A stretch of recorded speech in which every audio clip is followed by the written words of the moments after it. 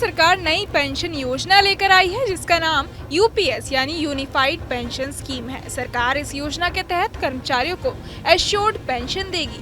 ये योजना कर्मचारी की मौत के बाद परिवार को भी पेंशन देगी। साथ ही इसके तहत मिनिमम एश्योर्ड पेंशन भी दी जाएगी।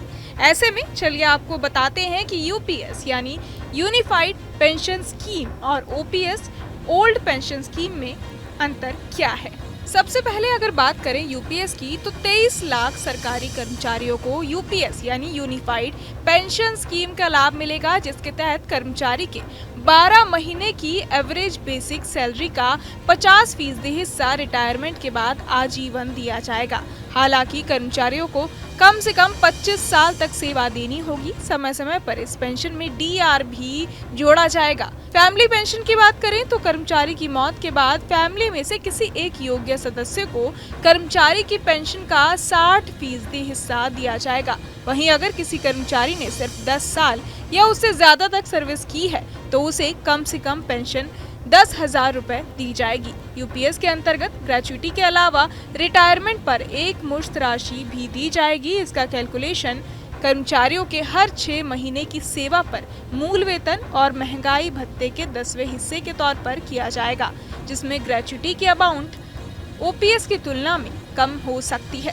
अब बात करें ओपीएस की यानी पुरानी पेंशन स्कीम या ओल्ड पेंशन स्कीम, ये गारंटी देती है कि केंद्र और राज्य दोनों सरकारों पर सरकारी कर्मचारियों के रिटायरमेंट पर उनके अंतिम बेसिक सैलरी का 50% पेंशन के रूप में दिया जाता है। इसमें महंगाई भत्ता यानी डीए भी शामिल है, जो सरकार द्वारा वर्तमान कर्मचारियों के लिए डीए में इजाफा किए जाने पर पेंशन राशि को समायोजित करके बढ़ती जीवन यापन लागतों की भरपाई करता है।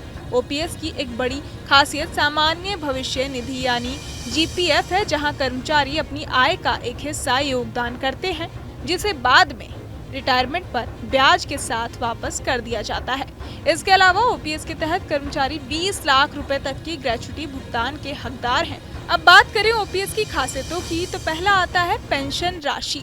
ओपीएस के तहत रिटायर्ड कर्मचारी को उनके अंतिम वेतन के 50% के बराबर पेंशन मिलती है। ये रिटायरमेंट के बाद एक एक्स्ट्रा इनकम देती है। अगला है फैमिली पेंशन। रिटायर्ड कर्मचारी की मौत हो जाने के बाद उनकी फैमिली को पारिवारिक पेंशन के रूप में समान पेंशन राशि मिलती है। तीसरा आता है ग्रेच्युटी। ये योजना कर्मचारियों को 20 लाख रुपए तक की ग्रेच्युटी तक का हकदार बनाती है, जो रिटायरमेंट होने पर एक्स्ट्रा वित्तीय सहायता प्रदान करती है। चौथा, कोई कर्मचारी कंट्रीब्यूशन नहीं। वहीं ओपीएस के तहत सैलरी में से कोई योगदान नहीं करना होता है। पांचवा, महंगाई भत्ता।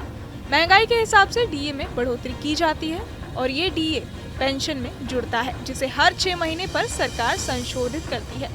आखिर में बात करें ओपीएस में ऐसा क्या था जो यूपीएस में नहीं, तो ओपीएस के तहत कर्मचारी 20 लाख रुपए तक ग्रेच्युटी पा सकते हैं, लेकिन इसमें ग्रेच्युटी की रकम कम हो सकती है। हालांकि अलग से कर्मचारियों के हर 6 महीने की सेवा पर मूल वेतन और महंगाई भत्ते के 10वें हिस्से के तौर पर एक मुश्त भुगतान किया जाएगा।